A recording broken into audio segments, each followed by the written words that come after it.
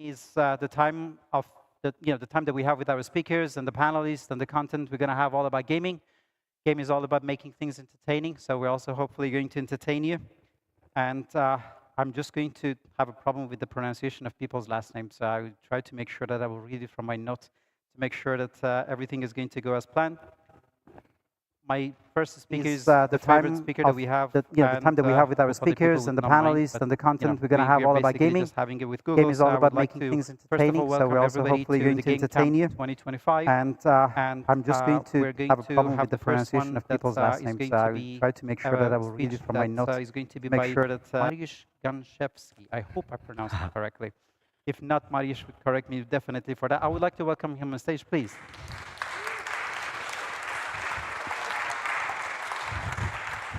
Mariusz is going to talk about AI in the future of work in the gaming development and how it remains relevant. I mean, it couldn't be more interesting than that. I would like to also make sure that you know that there is a Slido platform. If you have any questions, you would be able to first put it on the platform. And after that, there's going to be time that we would be, again, joining on the stage with Mariusz, and then we would be able to answer your questions by Mariusz. So can we please have another round of applause for Mariusz? Thank you very much. Thank you very much. Thank you for... Thank you for a great introduction. Welcome, everyone. It's really the honor to be here. And always, happy to share my knowledge and experience. And today we'll be talking about topics related to, of course, AI and how really to stay relevant. Because it's, of course, the topic is quite, on one side, sexy, but on the other side, quite important in the whole game dev industry. And if we look at that topic, I was thinking to look at that from the three perspectives. So from the perspective of the, where should I? From the perspective of the, from the three perspectives, from the perspective of company, what it means for companies, from the perspective of individual person who actually works in that game dev industry, and from the investment perspective, because all those three areas are really combined and connected with each other. So if we start with the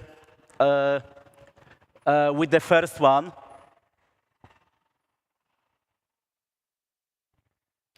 and we start from the company's perspective. We see that from the business perspective, it's a huge area. Yeah? So it should be the from the business perspective that we are estimated that the whole size of the market around generative AI in the gaming will be expecting huge growth around 600, almost 700 increase between 2022 and 2032. So during more huge growth during just a few years. Of course, we have that topics related to level generation, topics related to image enhancement, a lot of topics where actually we can see quite significant growth. And if we look at the perspective around the growth, where should I actually go to make it?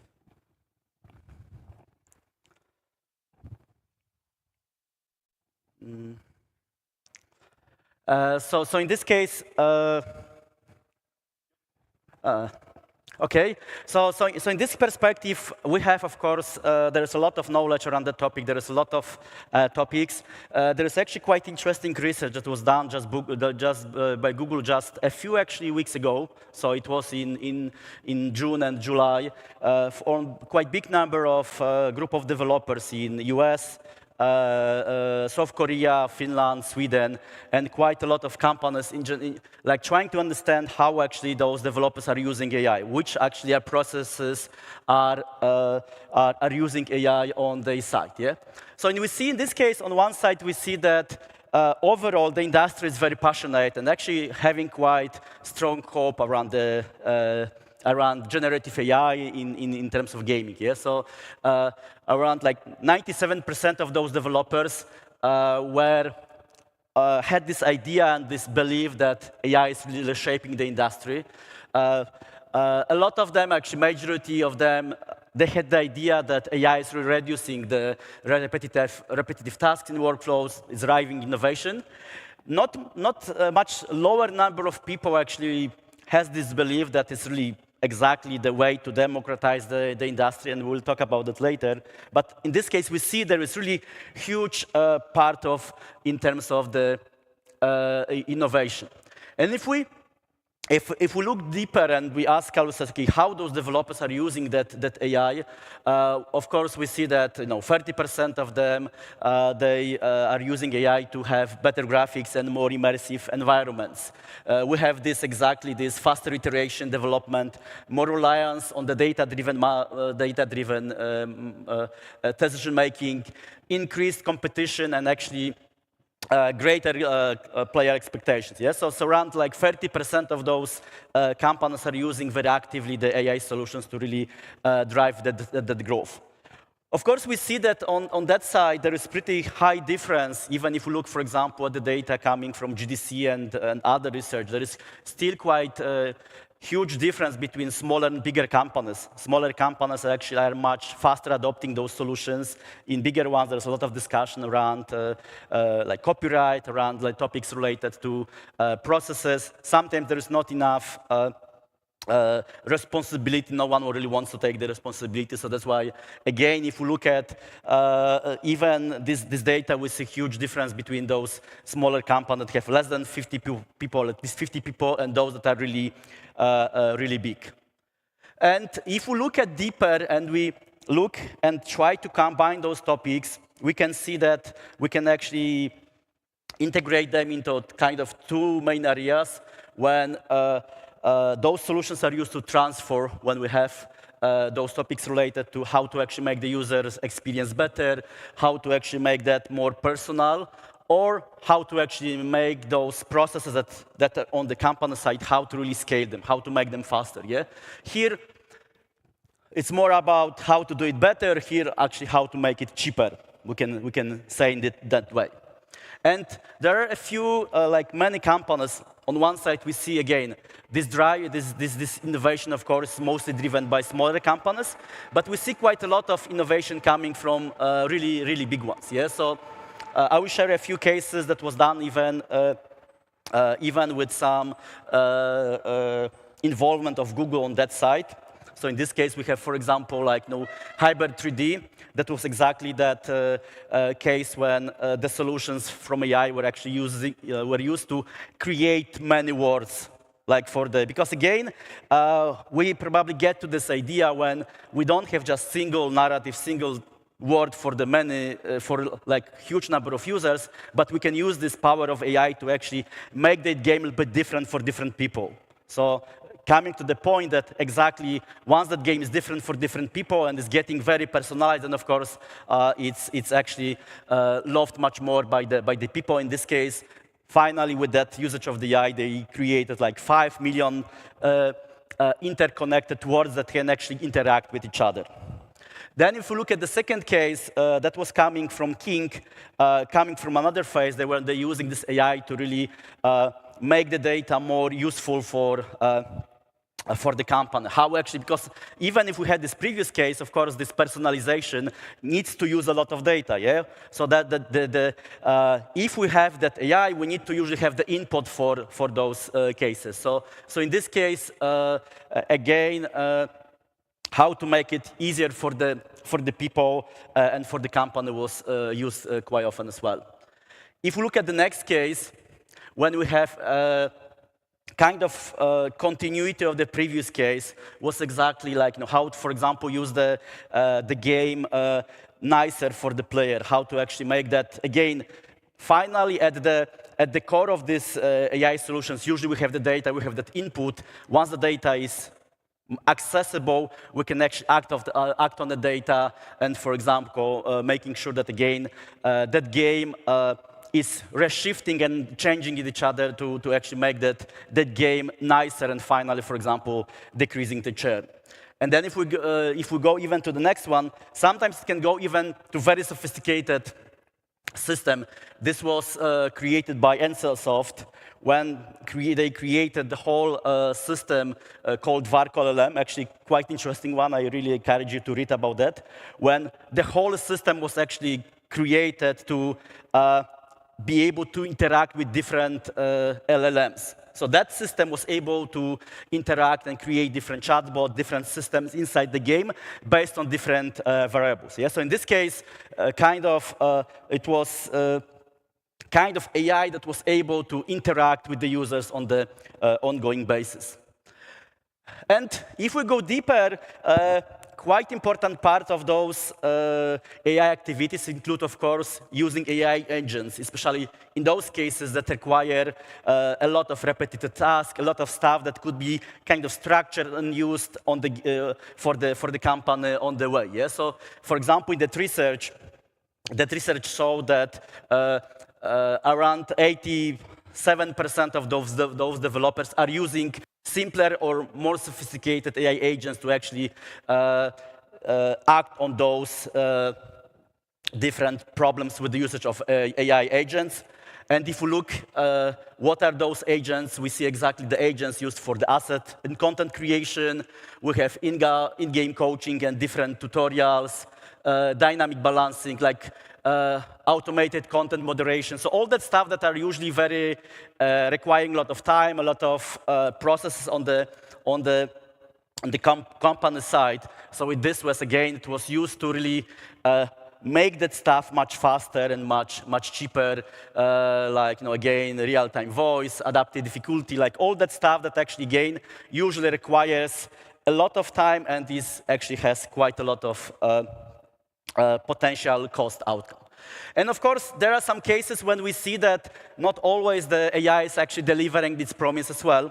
This is actually quite interesting research comparing the results from developers between GDC 2025 and 2024, when actually the research company look at the data and actually compare in which cases actually, for example, we see some cases when finally this writing and improving the code was not so simple as everyone thought.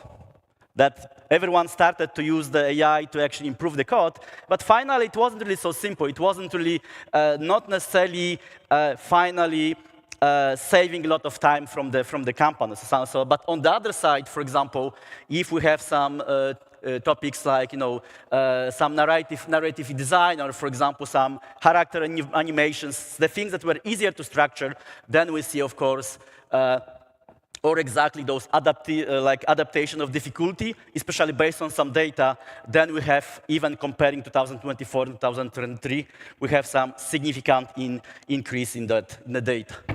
And of course, if we go deeper, we can see that finally from the organization perspective, using of AI is just saving a lot of time. That was the kind of research done by Google Cloud for quite a lot of different businesses that actually shows that the companies that are using AI,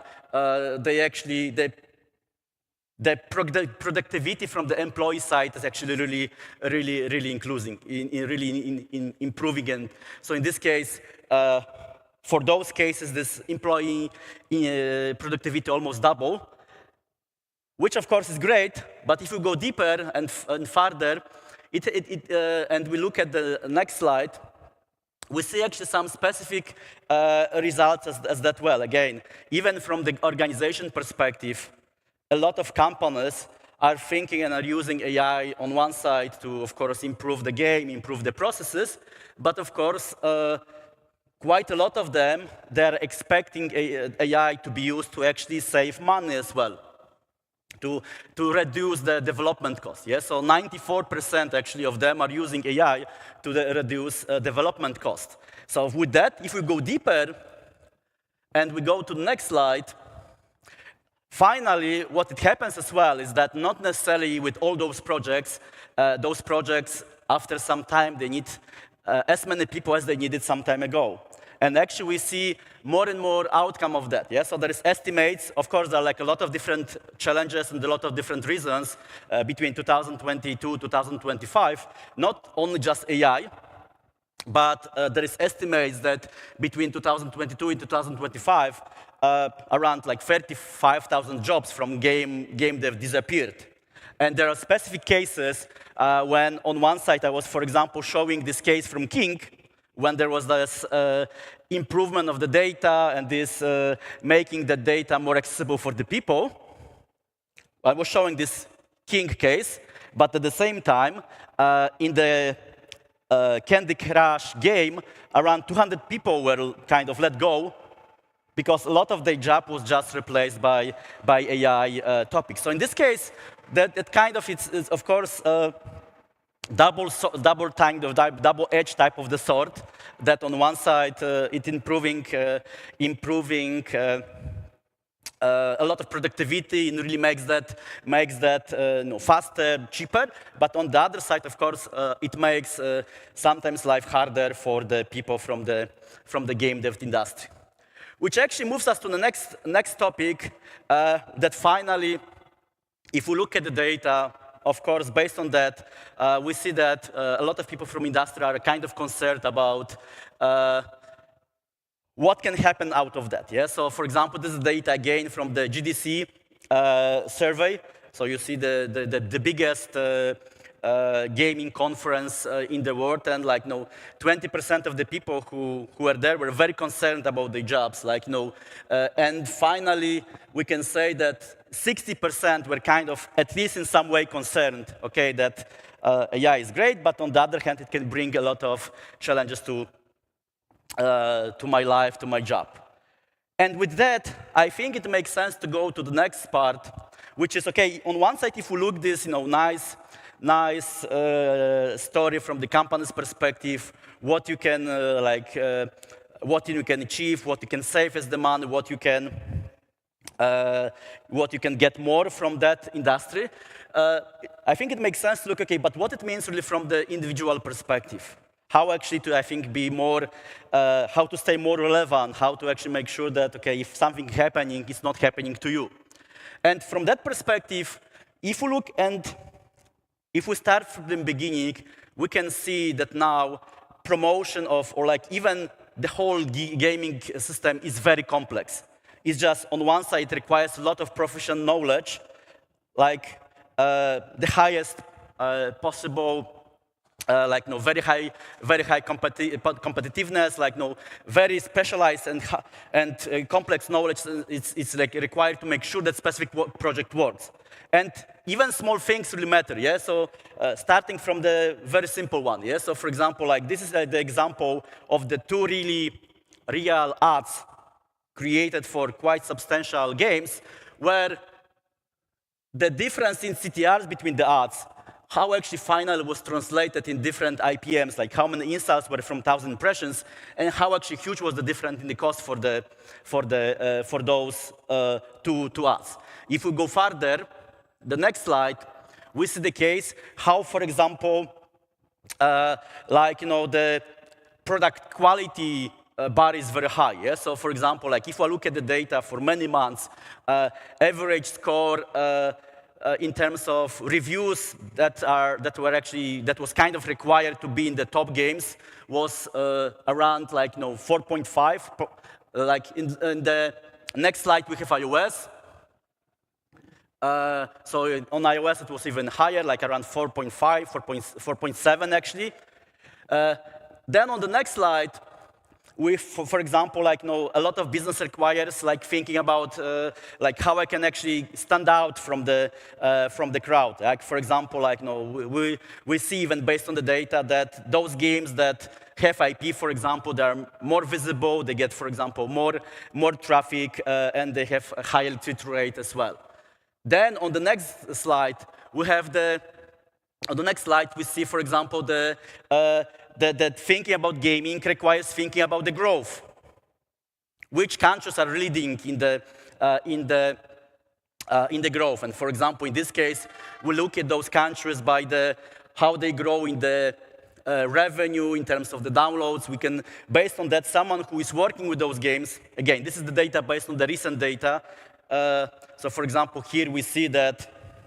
For example, some markets, like emerging markets, they're really working well in the way that those bubbles that have 2025 are those countries that grow significantly between January to August 2025 versus January to August 2024.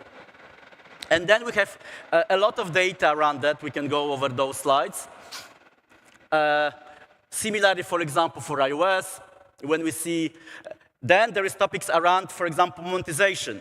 Again, working with those topics requires knowledge around monetization. Again, specialized knowledge around, okay, which types of games have what type of monetization, okay?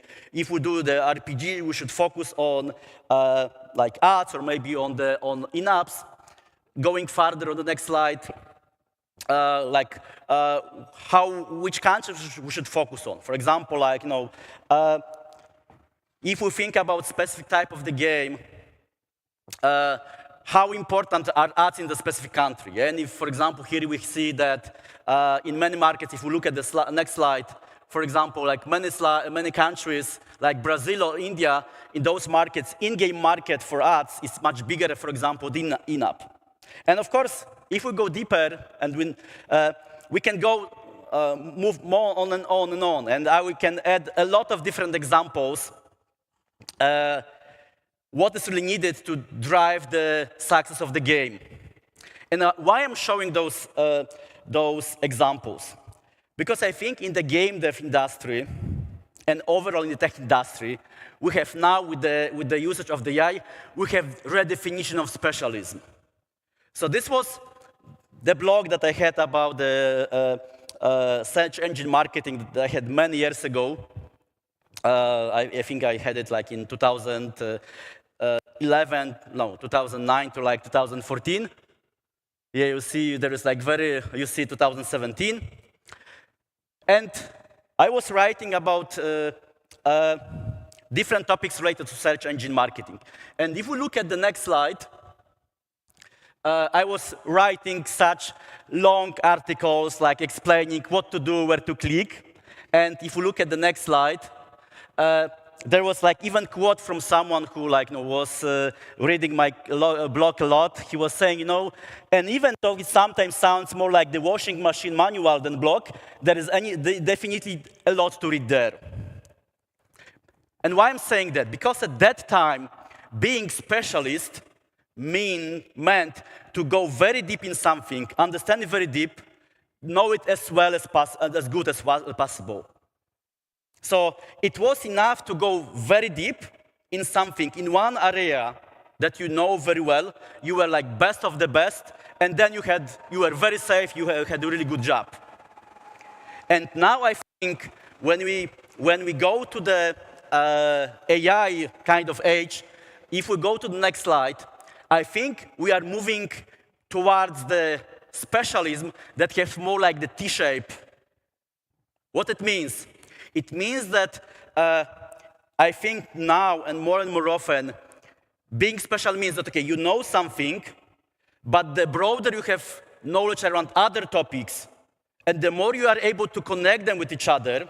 So if I was showing those different topics from like what is important in game production, what is important in game promotion, what is important in creatives, what is important in different aspects of this game development and promotion, the more you know of that, even by the surface, the more you know how those elements are connected to each other, then you can easily use the AI to go deep in those elements and then be very strong specialists.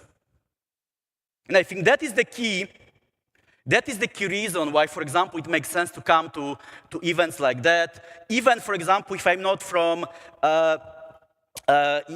responsible for creatives, once I know even at least basic knowledge around how those creatives work, which are better, which are worse, I know better how to do those creatives. I know better how to analyze those creatives.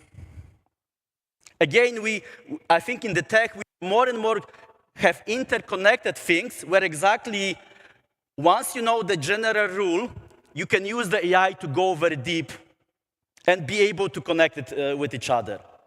And if we go, so again, you go very deep, and then you have the T-shape. And if you go to the next slide, I think that was happening more and more even in the current world, because that's data from the World Economic Forum, which is saying that in the next years, the real knowledge or like the real power of the people's mind will not be from knowing very deep how to do creatives, like how to use Photoshop, or like how to use like the video editing tool. Because AI will be really good at that, but be able to have like creative thinking, be able to look for solutions where it seems that like the solution does not exist. Be able to be curious, look for some specific ways to solve something. Try to be able to communicate with other people. Try to break silos. Try to find solutions in a non-typical way. And I think then, once you go in that way, you are getting much more immune in this AI world, because then it's getting much harder to replace you, because finally AI is really good in replacing something that's very structured. If your main idea is just, okay, from 9 to 5, I will be do shadows, or like the pictures of the toy in the Photoshop, it will be replaced very easily. It's already, and in the future will be even easier to replace by AI. If my idea is really to have simple coding, it will be easier and easier to replace it. And again, if we go deeper and we look at the next slide, if we look at, okay, it's happening now that AI is like starting to replace those things. And if we look, for example, this is exactly the data from Google showing like how many monthly tokens are used in the AI. And we see what is the trajectory. So even if something that the structured world of AI is not possible now, I think will be possible very shortly. And in this case, if we go deeper, I think from the individual perspective, I mean, maybe it will sound a bit cruel, but I think it's important to become the person who knows how to connect the dot, or you become the dot. Either you know how to connect the things together, not even knowing 100% how they work, because again, a lot of that stuff could be replaced by AI. And again, I was showing those examples around those, reviews, creatives, all those best practices, not without the reason. All of them, they have strong influence on the game's performance finally. And you don't need to be again, the best graphic designer for the creatives to understand, for example, how those creatives work from the social perspective. How different are working, how to actually check their performance. And I think if we go deeper, the dot that is really easy to replace, I think it's even important if we go deeper, because if we look at the data, this is actually very interesting research was done by Ipsos just recently in April 2025 that shows which countries are actually pretty good from the personal perspective in terms of usage of the artificial intelligence. Of course, we have China. Surprisingly, there was pretty low number for Poland, for example. But again, in general, what we see, those numbers are much higher for emerging markets than for Western markets. And I think, for example, we can see, based on the different research, that emerging markets are getting much better in using artificial like AI. Why? Because people from emerging markets are much more used to changes, are much more used to like something unexpected, yeah? Like, you are in Poland, okay, a few days ago, drones came in, yeah? So like, I think in emerging markets, you got used to unexpected things. And once you are used to the expected things, you are much more used to react to them and be able to understand, okay, it's not the bug, it's the feature. Even like if we look at, for example, I was showing this AI topic can be sometimes cruel from the jobs perspective or from the like optimization perspective, but if you like it or not, it's not the bug, it's the feature. If you like it or not, it will happen. And I think if we go deeper, and we next slide, I think if we, the previous one, I think it's from the company's perspective growth.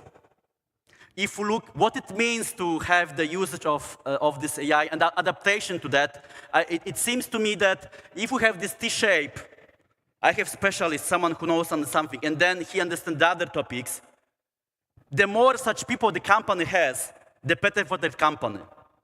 Then it creates a bridge that will move that innovation and change across the company much faster.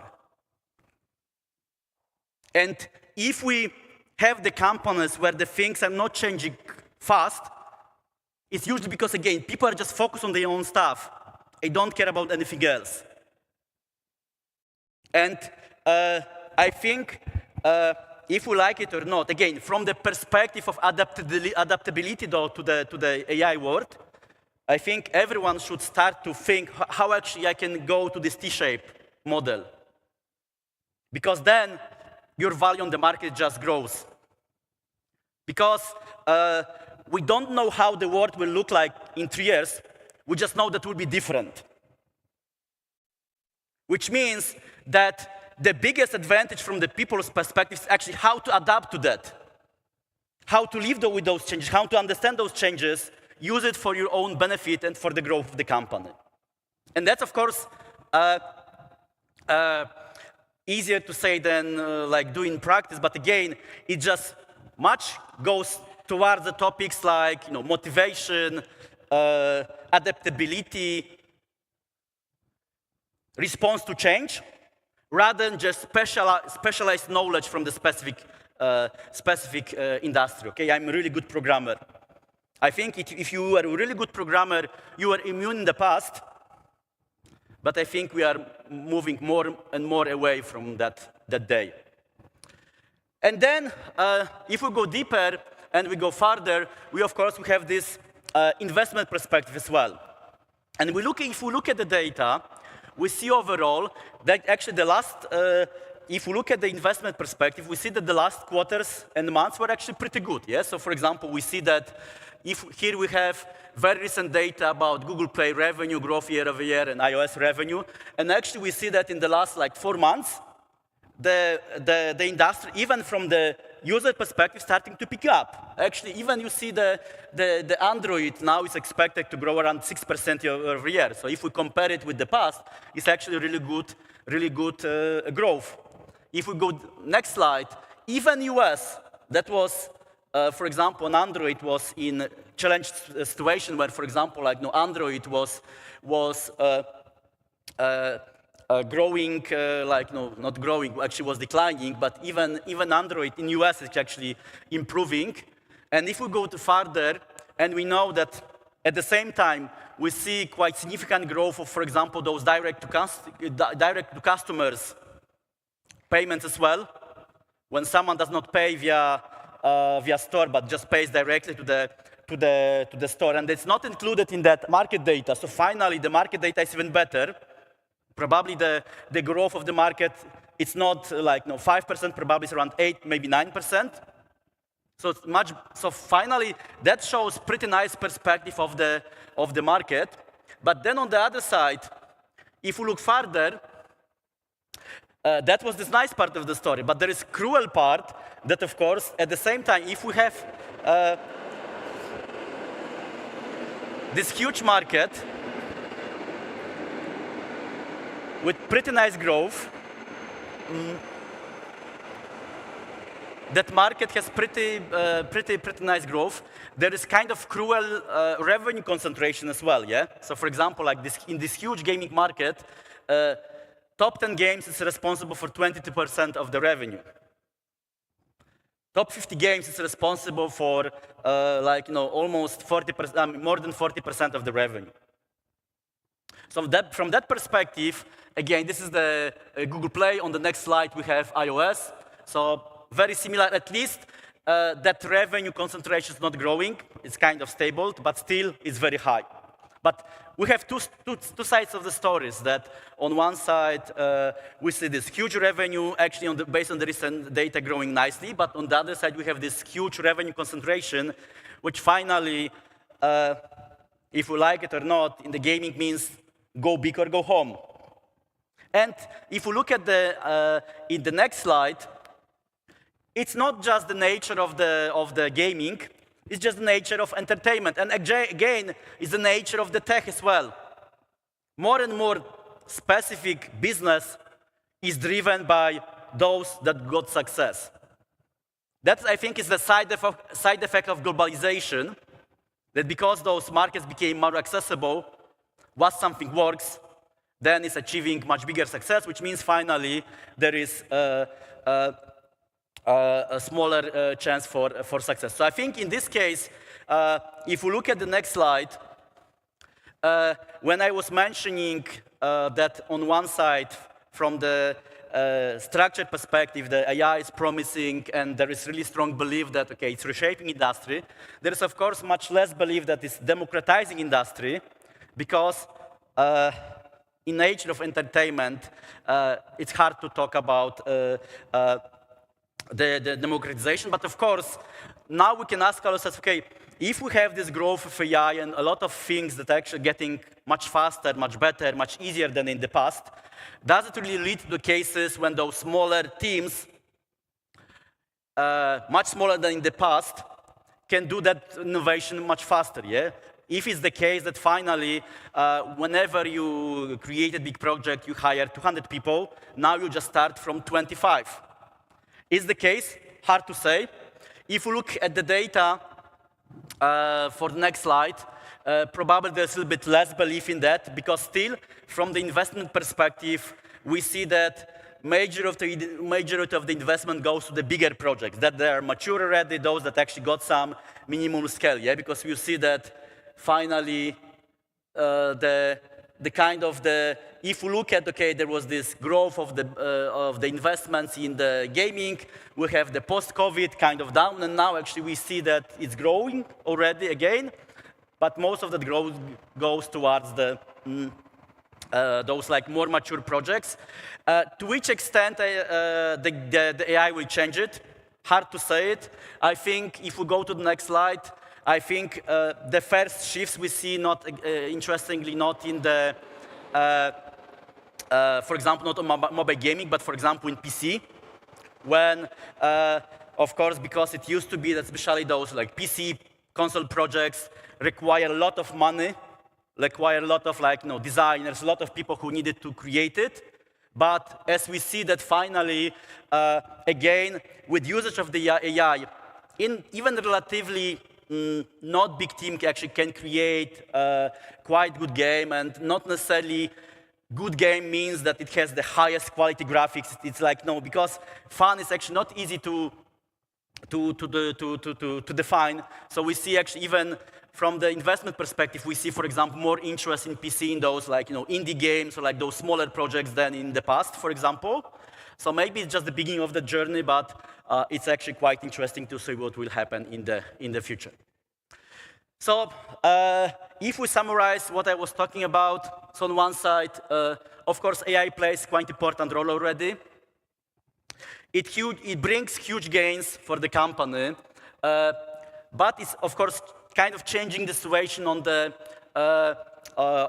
job, on the different jobs and kind of the job systems and job market.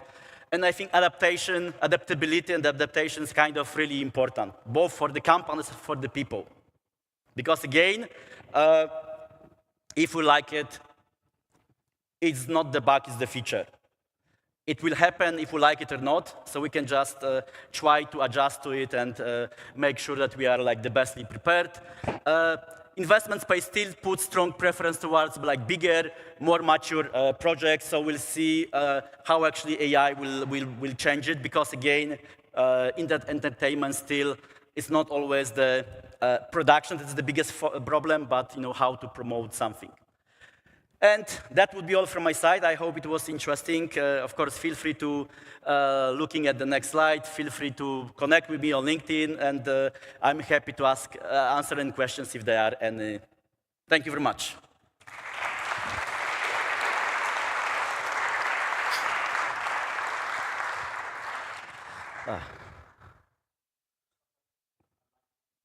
Yeah. So, first of all, I have some notes from your we had a lot of questions, and you answered most of them. So I also wanted to somehow try to go back and go a little bit deeper into some of the things that you mentioned.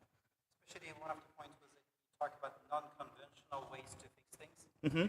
And we have a bit of a problem because 10 years ago we were promoting people to be programmers because the future is in programming. And now we're telling people to do this. How do we have to make sure that people will trust us this time? I think it's not exactly that way. I think in the past you had trained people to solve specific problem in the fastest possible way. And to be the programmer was pretty well known and kind of established way to solve that problem quickly. Yeah? And because most of the problems that were coming from the fact that something did not work. Yeah, so the code was like maybe breaking. You had some some apps or like some games were freezing and so on. Yeah, but now when you have much faster growth of technology, so a lot of things, especially simpler ones, they became much simpler and faster with the AI, and very often the problem, even in the business, it's less around the technology, more around how to sell it. Yeah. So like let's see if we look at the world. Yeah. So I think that was a bit differently created the world when you had smartphone growing 10% year over year, or like sometimes even 20% year over year, when you had huge growth of users like India, Pakistan, Nigeria, even US, UK, when it was very simple to create that edge when you're creating specific value. I think it's kind of similar to like Olympics. If you look at the Olympics in like, I think the first one was in 1998, I think. I think it was in Athens. The distance between first, second, and third position was like a few seconds. Now the distance between the first, second, and third player is like milliseconds. And I think that's what is happening in the business as well. That because the technology progressed, the difference between good and best is much smaller than it used to be, which means that much less challenges around just technology, more around how to actually find something that people did not see, how to adjust to something. Yeah? Because again, in this world, we can see much more changes coming from the fact that, for example, I'm building something, and then it's coming out of the big tech, or like coming out of some big company that is releasing that, or maybe some competition did it much faster. Yeah? So I think from that perspective, this technical knowledge really was kind of moving towards this creative thinking, how to actually solve the problem. But the problem is not just technical anymore. The problem is really how to actually finally get more business from that. And very often it's not exactly the technical part that's part of that problem. It's more philosophical. I think it's kind of I'm thinking that it's more like practical, yeah. That finally it's hard to understand how the world in 3-5 years will look like, because it's going so fast and it's changing so fast. So probably the biggest learning that we can have is just how to learn how to be prepared for something and change according to those changes. The next question, if you don't mind, let's take this. Oh, okay, sure. You have one question. Yes. Which hashtag on Slido? Which hashtag on Slido? I mean, this is a question that I have to have from the tech team. So probably GameCamp, at least that was the case in the past. No. No? Okay, so we'll change it after the... Yeah. Yeah. So there is also a question regarding this Rocco's Basilic. Anybody knows about the Rocco's Basilic by any chance? Hmm? You know about the story? Or? No, actually. Okay, so it's a thought experiment. This is about the fact that in the future, when AI is going to be super intelligent, it is going to start punishing those people that they know that it has a potential, but it not help it to happen. When you were having the slides regarding the fact that people were developing their own... Yeah, there was that train. Yeah, sorry. Yeah. Is it better? Thank you. Now it's better. Thank you very much. So I will start from the beginning. So it's a thought experiment. It's called the Rocco's Basilic. And the whole idea is that when AI is going to be in the super intelligent mode, it is going to start punishing those who did not help him to get his own full potential. And when you were mentioning about all the people that they were being commissioned to do the AI that later just let itself lay off, by the AI that they developed by themselves, I was wondering, try to have your opinion on this thought experiment. Yeah, that is very philosophical, I would say. I think it's finally it's just the matter of what you want to achieve in your life. Yeah? And of course, you could discuss, okay, does it make sense to work hard? Yeah. Does it make sense to push to the limits? Because maybe the life is short, and maybe I should not necessarily push myself to.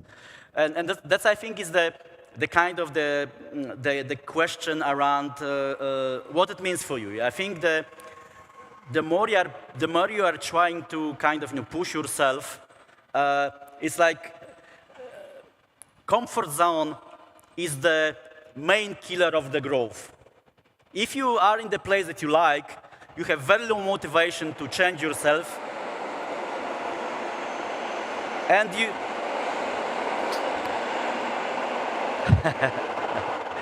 and if you have low motivation to change yourself and progress, then I think what is happening, at least in my opinion, but it would be my personal opinion. Yeah? So, for example, sometimes I had crazy life. Yeah? So, for example, when I was a student, I was working at the hanging scaffolds on 42nd floor in New York, for example. Yeah? So it was crazy, but even that actually learned me a lot. Yeah? So I think that's not what probably I would do now and today, because there's probably this difference between being stupid and brave.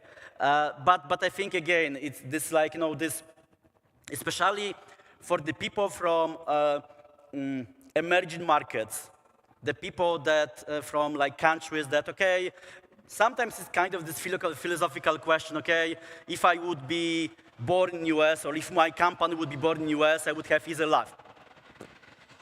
What it really changed? You can think, you can you can regret, but who cares? Yes, I think what is happening, especially if there is the case when there is bigger distance between you and someone else, because maybe someone had better education, someone just was born in a richer family, someone was born in a better country, someone had just lucky that met the right people. The only way is just to push more. If you want to catch that person who started to run earlier, the only way to do is just to run faster and better, yeah. And there is no any other way to, at least in my opinion, to do it, yeah. So, and of course you can, regret, think, I would do many other things, but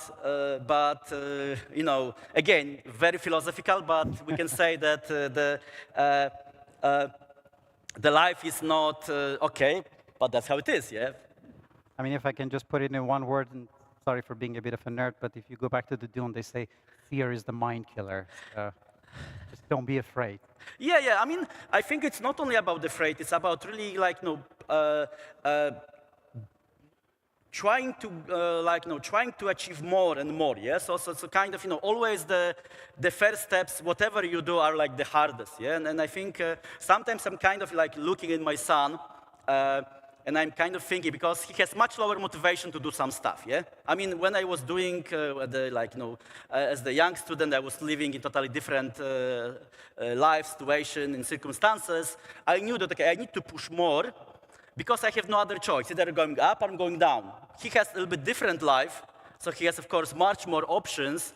But still, I'm trying to actually teach him that, the more you kind of, the more you get used to this pushing, the more you are like, trying to achieve more, the more actually potential of you're like, achieving, and the more you can be afraid of the life that is in front of you. Yeah? And I think what is happening sometimes for the people is that world that we live in is kind of getting scary because it's getting fast, it's getting difficult, and I think that there is this how it's called szczepionka? Yeah, vaccination. Yeah, I believe it is this vaccination. Yeah, that kind of being prepared is just kind of vaccination. When you just achieving more and more, you are just getting better and better prepared whatever happens, even if you don't know what it is. I'm just going to open up the floor to the audience. If you have any questions, you can just raise your hand. I have more questions. I just wanted to also give the opportunity to the guys. I'm kind of philosopher, so still in the game dev industry. So, I mean, the next question is a little bit of a downer, but I still will say that because you were talking about the layoffs, and I mean, more looked like a tsunami. And apparently some developers, they were trying to understand, like, is this already arriving for the Polish market, or it will arrive? I think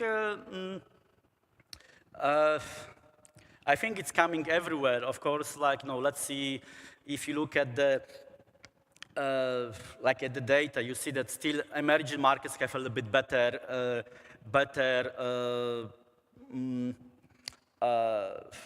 sometimes adoption.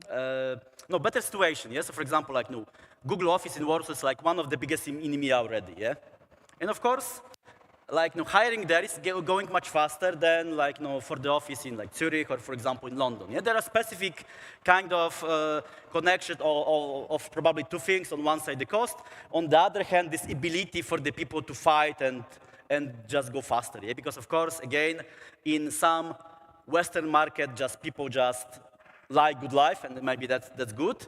But again, there is specific cost of it. Yeah, and I think, of course, if you start to look at read the news, you have those.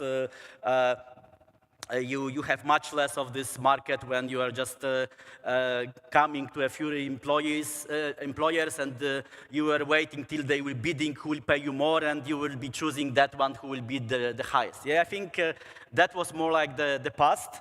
I think still the people who are good, especially if they have combination of this knowledge with this motivation that is coming from them. It's not motivation that my manager will check what I do, but my motivation is the good stuff. Yeah, I really like to do the graphics that I'm really proud of. Yeah, I really like to finish that project, and I be really proud of the project, being able to say, okay, I did it. Yeah, so, and I think that is kind of unique type of the experience that is very hard to teach in the schools or like in any, because again it's coming from you. So I think it's kind of combination of both that finally makes you just much better kind of specialist. Yeah? Because I think what is happening in the game dev industry, like. I would say that I know a few people coming from my school that they have kind of worse life than me, yeah. But on the other side, if I'm like, let's say in the game dev industry working like for Google and so on, there is specific price associated with that, yeah. It's like, okay, I'm spending different amount of time learning about new stuff than them, yeah. I'm spending different amount of time trying to understand what's happening in the world than them. Yeah, so I think there is this case when, like, still, if you look at the game dev industry, it's like one of the most amazing industries. Like, it's very easy to go to the gaming conference and see the difference between gaming conference and real estate conference. Yeah, what kind of parties you have, what kind of like food you have, because it's still extremely nice, strong business, yeah? But that comes with a specific price that you need to pay for that. It's just that it's like in many businesses. You have to be ready to pay the price. No, I mean, in many businesses, like you go away for 2 years and not much will be changing. Yeah, in game dev, if you go away for 2 years, you are just living almost in a different era. Yeah, so and I think this is exactly the price of it. Thank you very much. Thank you very much. That was a very good keynote. Can we have a round of applause, please? Amazing. Thank you. Thank you very much. So, I hope you're not tired. Are you? Not really.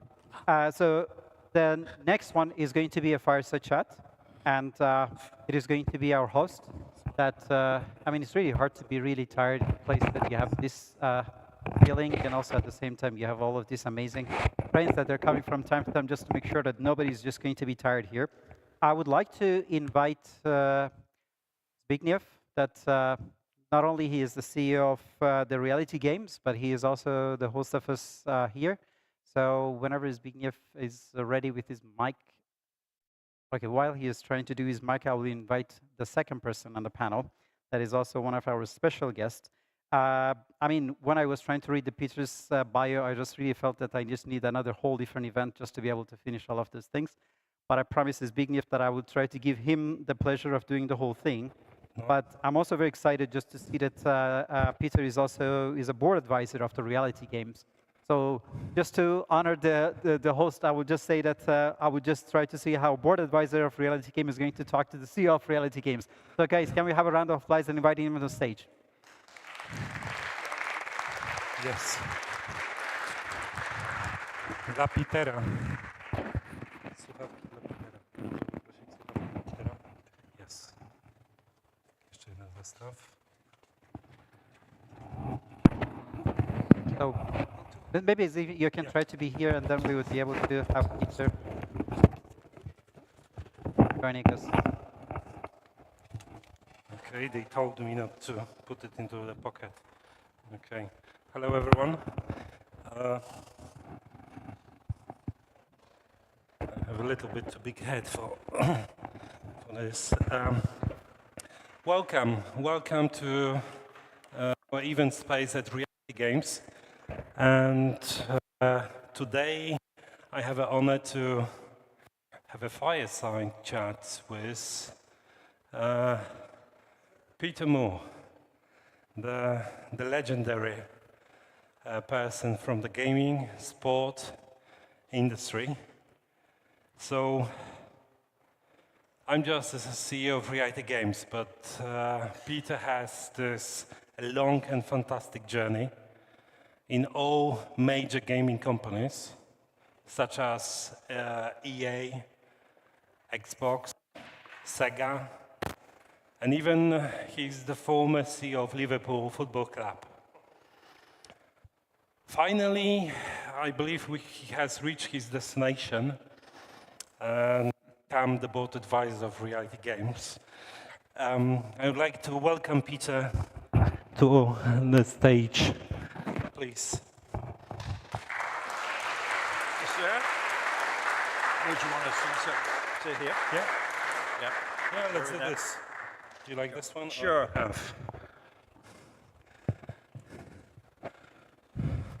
Reality Games Plus. Plus, yeah, we have to mention this, yeah? A football club from Krakow. Yeah. How this happened? Yeah, you're to blame. Me to blame? Well, you came to Poland for the first time. Correct. In May this year, so it was like 3 months and a week ago. It was a long flight from Las Vegas, and a week later, I'm getting an SMS that you are having some kind of special relationship with someone you have met here. Well, let me clarify what that means. So you introduced me to a very talented young man, as you are, Yaroslav, the owner of Wisła Kraków. And it's all your fault. I left here, I went to the stadium, and within 48 hours, I think I owned 5% of the football club. And honored to do so. So, and Yaroslav is here somewhere. There he is. in his trademark black T-shirt and sunglasses. And I'm proud. It deepens my relationship with this amazing city. I'm also very happy about that, because this will just happen with this. It means that the ecosystem is working. Yeah. Is that when people are meeting, you know, they can build something. And this is...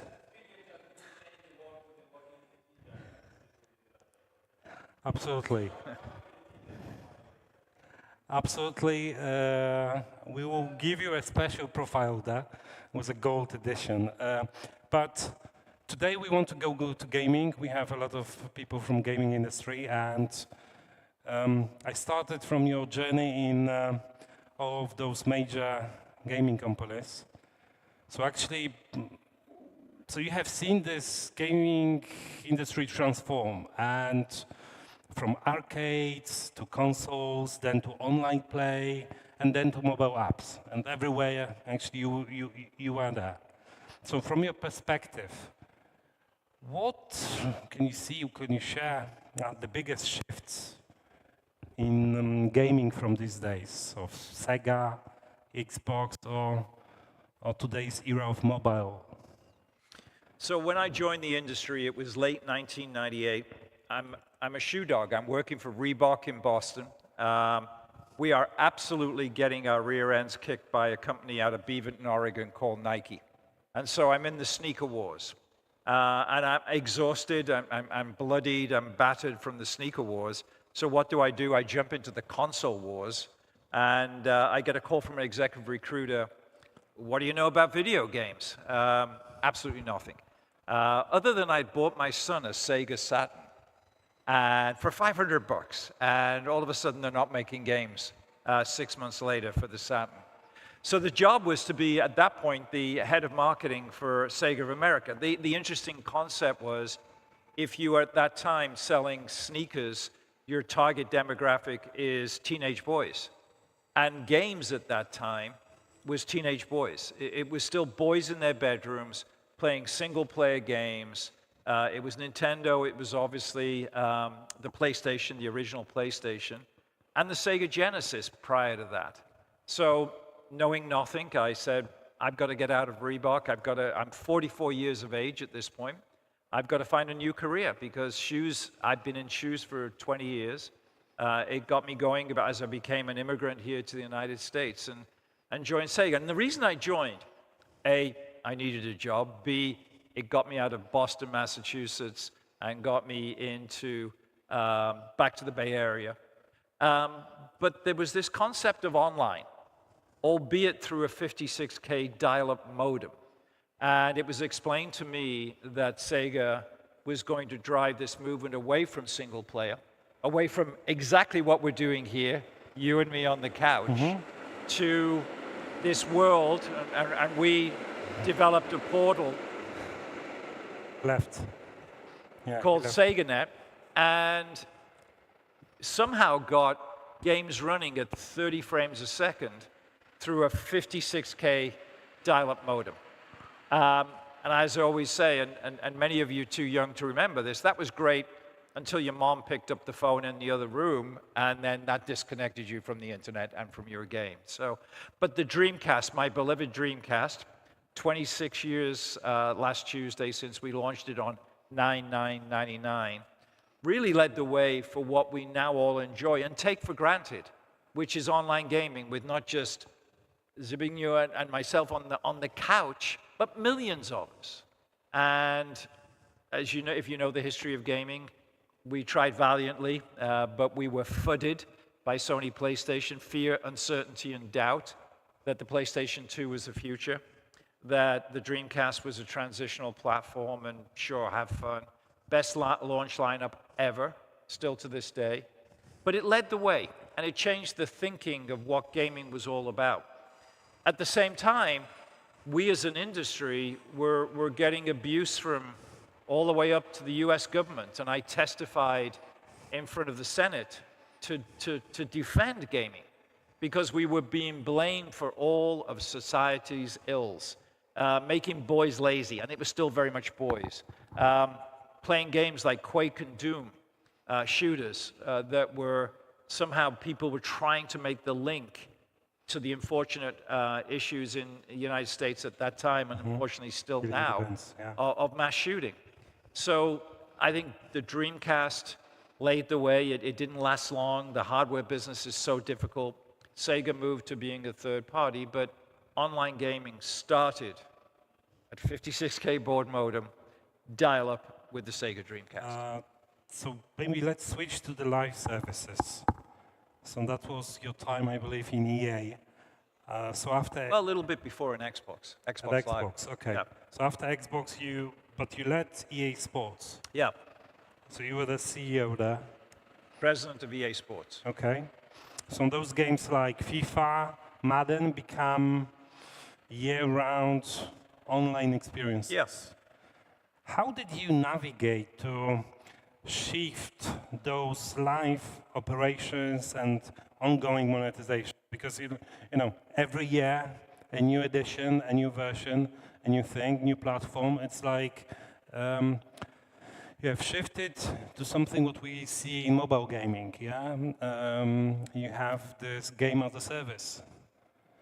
So we have to go back to my first ever meeting at EA. I'm still a Microsoft employee. It's at the W Hotel in Lexington and 56th in New York. And the meeting was ominously called The Burning Platform. And this is the first ever time I'm meeting my coworkers at Electronic Arts. And the concept in business of a burning platform is that your business case, your model, the industry you're in is just fine right now. But you can smell smoke. And you can see that there is an impending change. And a lot of companies are willing to stay put on that platform because life is good. And they can sense that something is going to change in the future, but they refuse doggedly to do anything about it. At EA, we realized that selling physical media, selling discs, selling cartridges in the old days had a finite lifespan. And that ultimately, our customer would not be, in the United States, Walmart, Best Buy, Target, but was going to be the gamer himself or herself. Go ahead. You manage here to support brands in EA Sports. So with those huge licensing, I mean, if you could share a bit this famous story when you had this fight for FIFA, okay, at EA. You know, those guys that they were asking for a lot of money, am I right? Well, the licensed business in EA Sports was hundreds of millions of dollars that we were writing checks every year to the NFL, to FIFA, to the NHL, to the NBA. And in the case of FIFA, we analyzed every single year. FIFA was becoming $1 billion business. We analyzed every single year, should we continue with the FIFA license? And the reason we asked the question is that FIFA, the Federation of International Football Associations, really didn't give us anything. We had made the mistake, if you will, of building the FIFA brand. To this day, you go in that square and you find a 16-year-old boy, you go FIFA, a word association, he'll go video game. Not the Federation of International Football Associations. And we had done too good a job of building that brand every single year, to the extent where we became scared that if we walked away, which ultimately, and we'll get to the end, we, or I was gone by then, they did, there would be market confusion. Because if you recall, if you ever played football games on consoles, Konami had a pretty good game called Pro Evo Soccer. But what we had done is you build up a strategy of getting other licenses, the Premier League, the Bundesliga, La Liga, Serie A, Ligue 1. And we knew at one point that we could walk away from, between us kids in the room, the $150 million a year check that we were writing to Zurich for getting very little in return. Well, eventually, the FIFA game, because of its authenticity of having the players, the teams, the clubs, the federations, started to really outpace Pro Evo. And there became a time, after I had left, I was at Liverpool at this point, where FIFA asked for even more money, God bless them, or even more money for doing even less in authenticating the game. And that was the moment we had planned for forever, in which we said, sorry, Mr. Infantino, it's too much. We don't get enough. This is your last year. And in the background, as I know, EA was building EA Sports FC.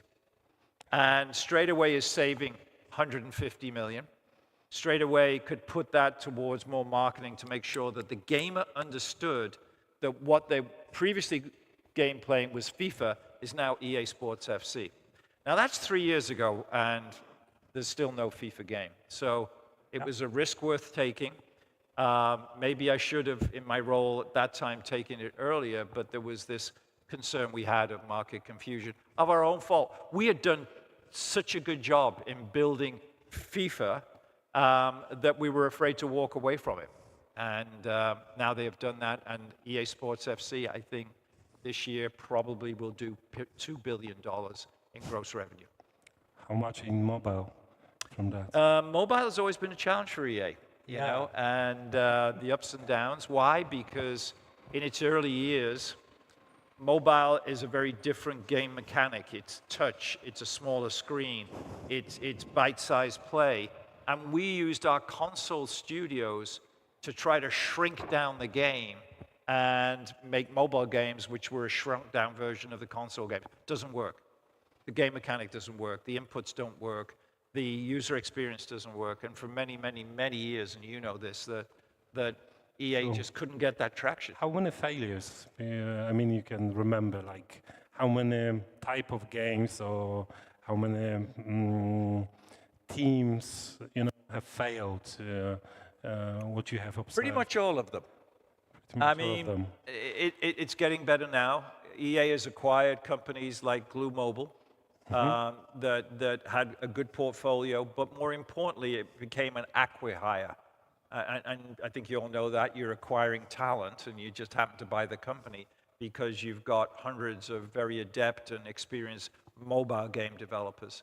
But EA was, during my time certainly, was mired in the world of PC games, The Sims in particular, which is just a cash machine, and obviously the console games, and the EA Sports games, and Battlefield, and Need for Speed, all of those traditional games. Mobile gaming is not easy. Mobile gaming, as this gentleman knows well, you've got to nail it, you've got to have the right talent, you've got to have the intellectual property that resonates on a global basis, and you've got to be able to build inputs and have fun. It's like the arcade and the Sega roots. It took me, you better be having fun in the first 60 seconds, because in arcade games, that first experience usually lasts about 90 seconds, and then you're fumbling for a quarter to put it in. If you're not hooked in the first 90 seconds, you're not putting that quarter back in the machine. Mobile is that way. It's got to hook you early. Well, as you know, we are betting big on location-based. So this geolocation is very close to reality. What's your take on the games that blend physical exploration with the gameplay? Like, you believe you have seen Pokemon Go a lot. I mean, why there wasn't another success, such a big one from this kind Since then? Yeah. Yeah, I just think that the intellectual property of Pokemon was also the key. Niantic, obviously, as the developer. And it became bigger than the game. If you remember, certainly in the US, it became part of pop culture. And people were falling down manholes and falling down stairs as they were looking for their Pokemon characters in this geo world. And you know, word would get out that there's something over there by the H&M, and hundreds of people would rush over there. I think what we have here is lightning in a bottle. We've got the benefit of a publisher that has done a brilliant job with the Monopoly IP and brought it to the mobile platform. Obviously, Monopoly Go, it continues to go from strength to strength. The Monopoly intellectual property is one of those great brands that I marvel at. It's like Lego, that has lived on forever and seems to be getting stronger and stronger. And it's a global brand, which is very important with mobile games. You can have, even in the US, we would do Madden NFL. That's a local brand. It didn't give you that global reach.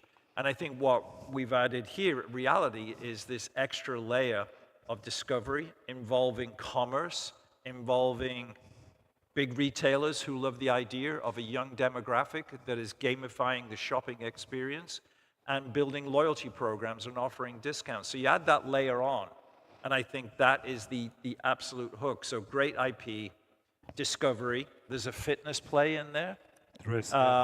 And you've got major retailers and major brands looking to find innovative, different ways of bringing this primarily younger demographic in and gamifying the shopping experience.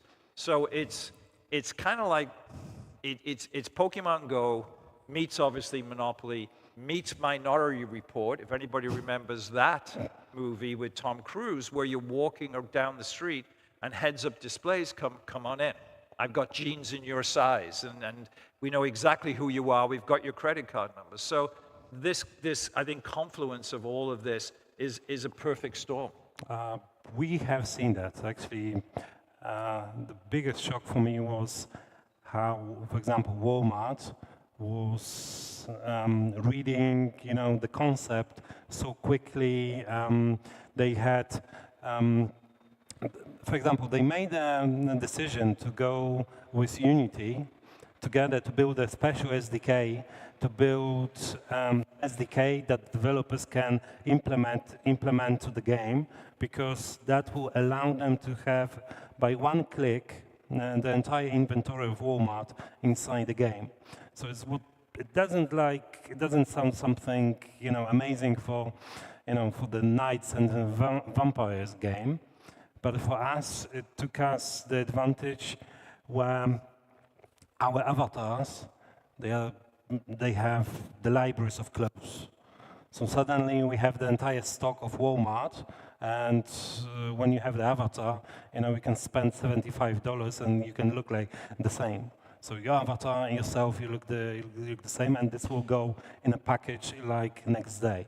So that was great example. Of course, it's not yet available. It's not yet delivered on the market. We are waiting for the global launch. But how do you see the potential of brands working with games? Because this is those platforms. For PC games, for console games, for mobile. They take quite a significant commission, and then the issue is when you need to promote the game. You are spending your almost entire profit margin for advertising. Mm-hmm. So it's not so much space to earn in the old model, like you just publish the game and you get a lot of money from players. So for example, we see potential of brand connection, brand integration, branded version of products. How you see this, for in the future? Will this go further? I mean, what's your point on that?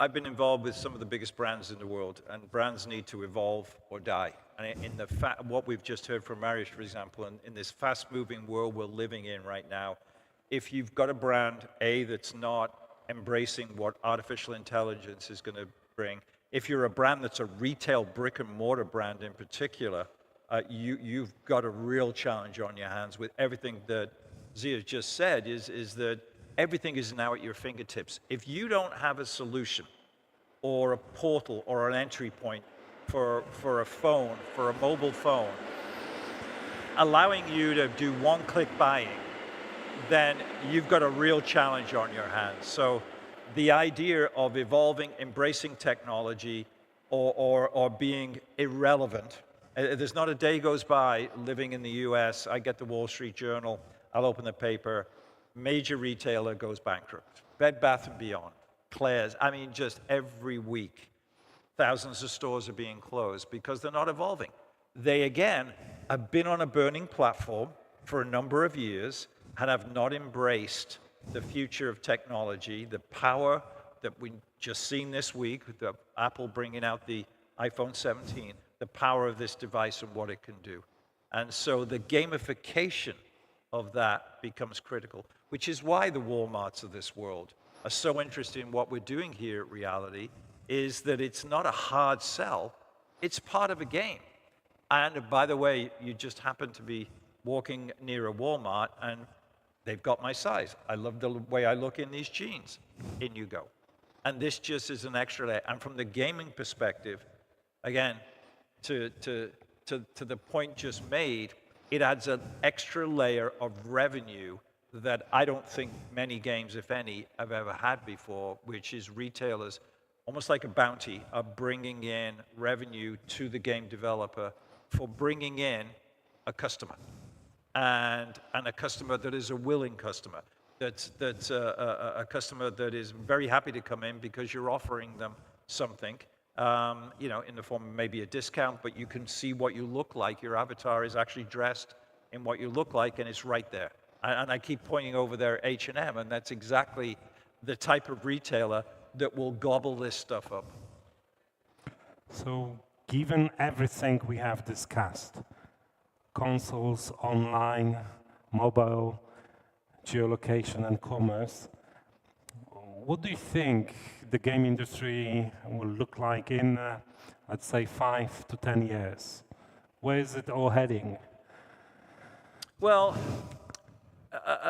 we've kept predicting the demise of consoles for many, many years, and we're in another, Nintendo driving the way with the Switch 2, we're in another cycle of consoles.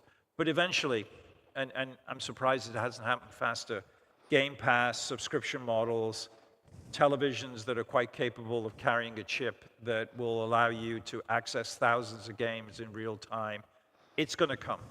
And when you have companies like Microsoft, when you have companies that are benefiting enormously, not directly from gaming itself, like Apple and Google, who are quite happy to take the billions of dollars that gaming brings them as their 30% take on every dollar that goes through, you've got this ability now, and you're seeing Xbox, you're seeing EA. When I was there at EA, we were pushing the envelope on subscription models. It was always going to be, we need to be the Netflix of gaming. The tech wasn't there. If you're going to have a control in your hand and you press that button, it better show a reaction instantly in milliseconds on the screen. I think we're there, and I think that gaming is going to be ubiquitous. Gaming is going to be part of everybody's entertainment menu because it's going to be driven by smart televisions. And it's not going to be, when I first got into gaming and journalists would come, you'd hand them the controller and they go, oh, it's too difficult, it's too complicated. And they didn't want to embarrass themselves. Well, gaming is democratized now. Why? Because of mobile phone. There's so many things we can play so quickly and so easily. We've got 2 minutes. I'm going to play. I played Jeopardy, and I played 4,500 games of Jeopardy. It's one of the games I play on my phone. I'm in my 70s. I want to stay sharp. I love Jeopardy. Many of you don't know what Jeopardy is. It's an American quiz show that's been on forever.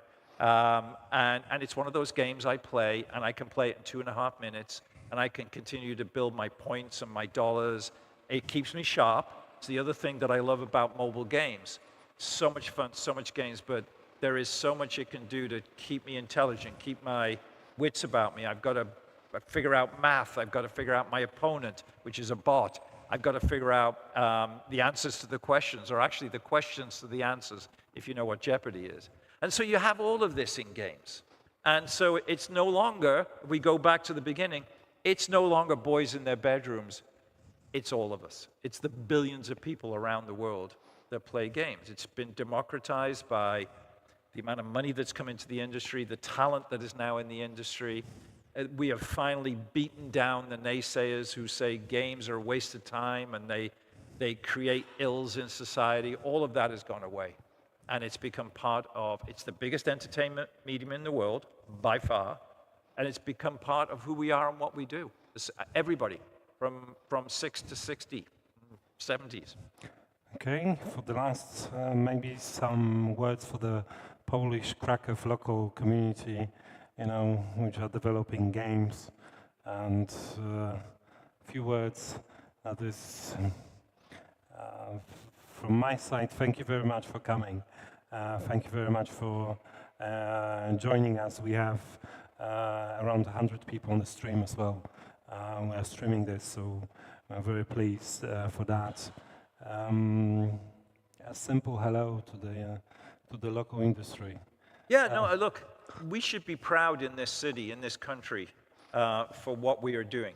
It's a relatively young country, again, that's emerging from so much strife over a century.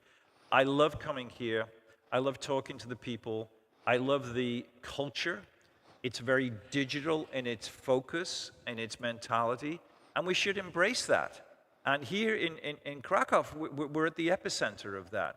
For everything that we're doing here at Reality Games, for everything I'm doing with Yaroslav, with the football club, it's amazing. And the culture here, when you combine cutting-edge technology with the universities that are churning out. I'm working with a company called 11 Labs. I've got my autobiography, which may be here somewhere. And I'm doing the audio version. Well, the people who have got this incredible utilization of my voice emanated here from Krakow. Yaroslav will tell me that 5 of the founders of OpenAI came right out here out of Poland.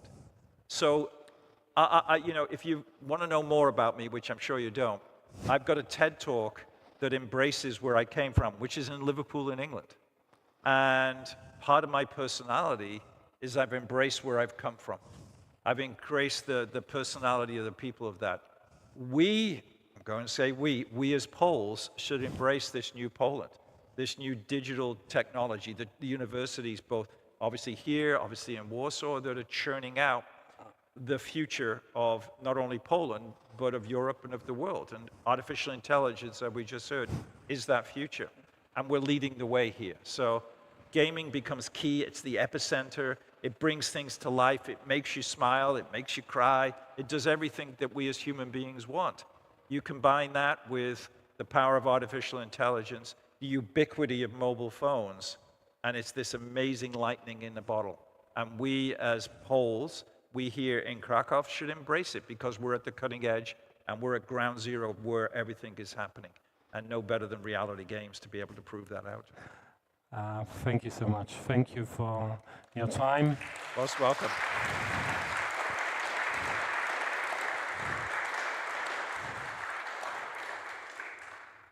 Will we have some questions? We do, okay.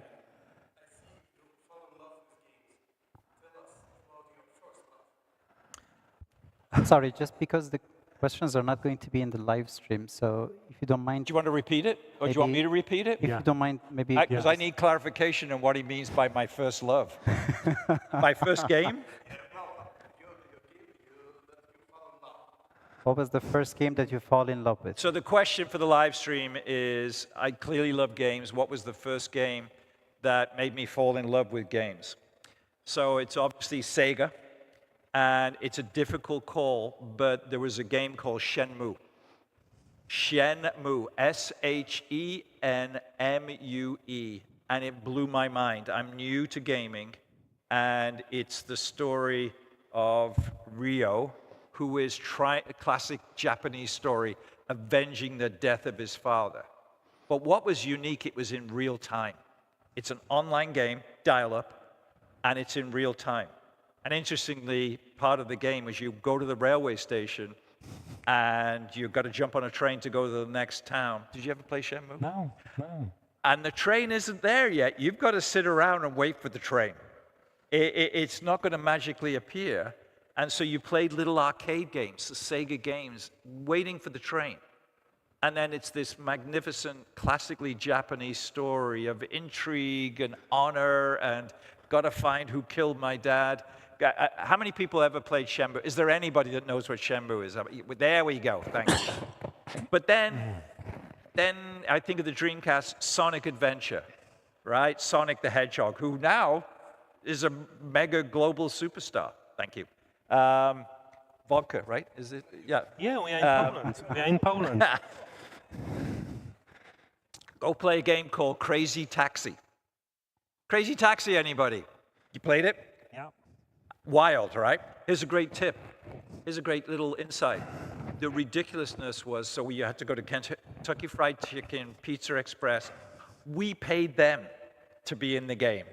Now today, they'd be paying us millions of dollars because we're putting millions of people into those things. Crazy Taxi was a taxi driver that was literally crazy in San Francisco-ish. And you had to get from one fast food restaurant to the other, mowing down pedestrians as you went, with the great musical soundtrack of Offspring and Bad Religion. Okay, so this is, I know, it's 26 years ago, I remember. So Crazy Taxi was one of those games. And then the weirdest game of all time was a game called Seaman. Anybody?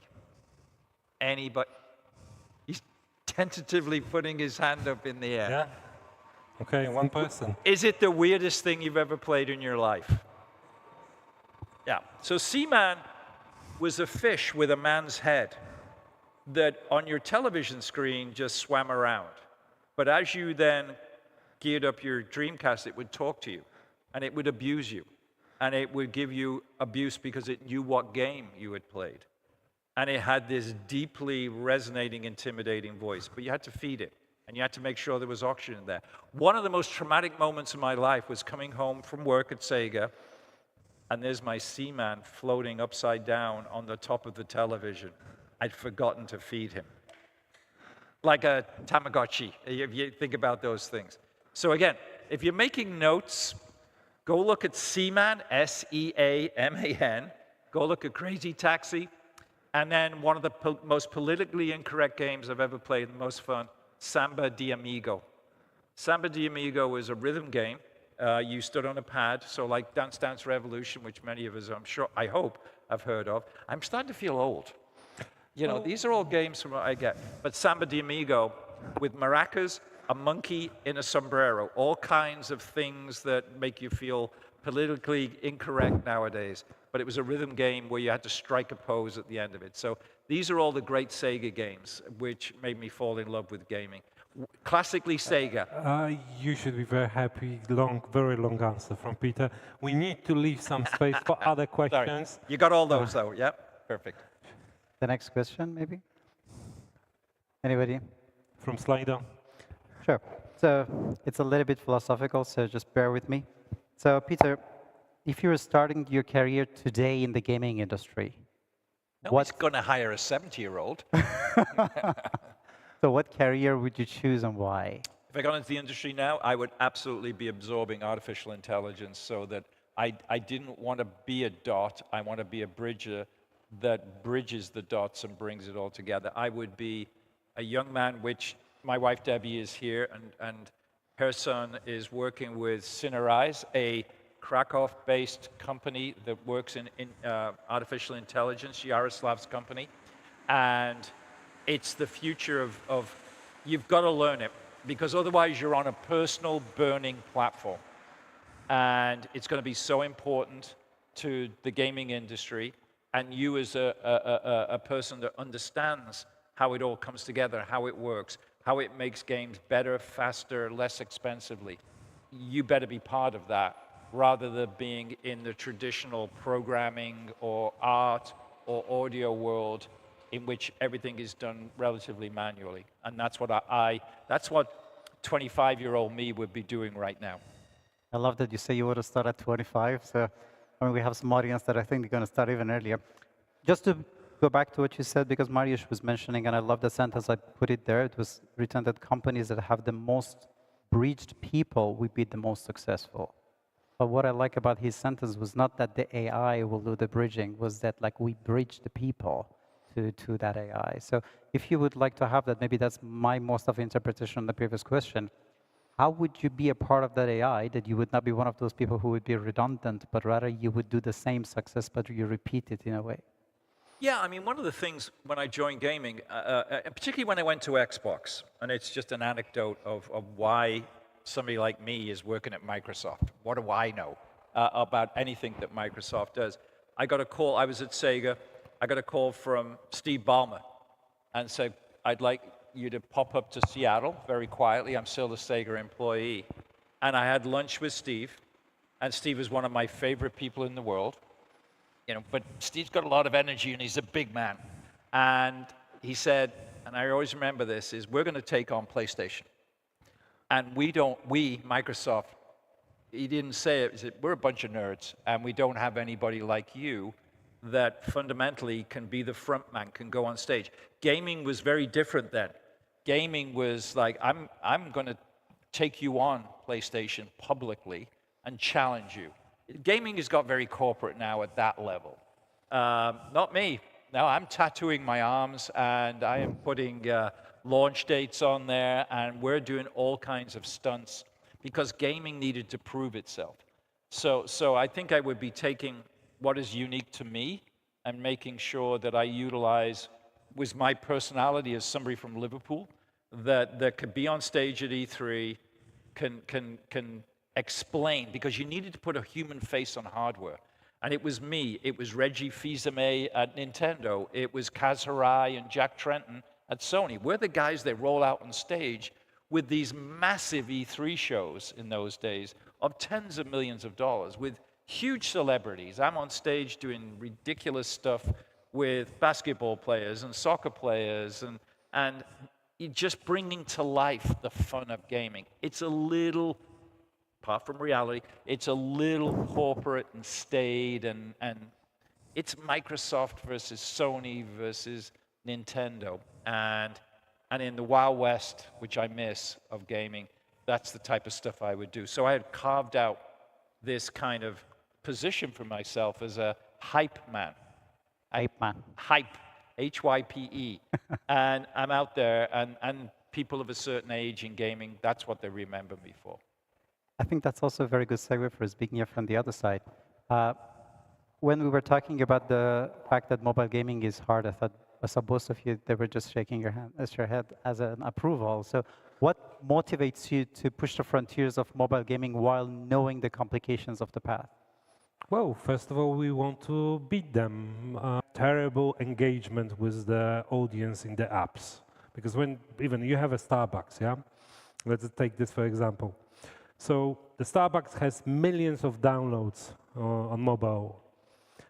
But those guys, they spend like 5 minutes per month. That's on average, you know, because in your free time, you don't want to open a Starbucks app and play with it. It's completely boring.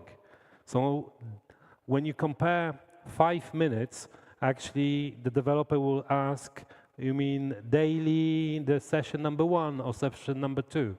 Because, for example, in Monopoly Words, now we are getting to 57 minutes on average daily. Yeah, when I'm showing this and I'm explaining this to the brand manager, look, I can give you a branded edition of the game, and they will be looking at your logo, you know, for 57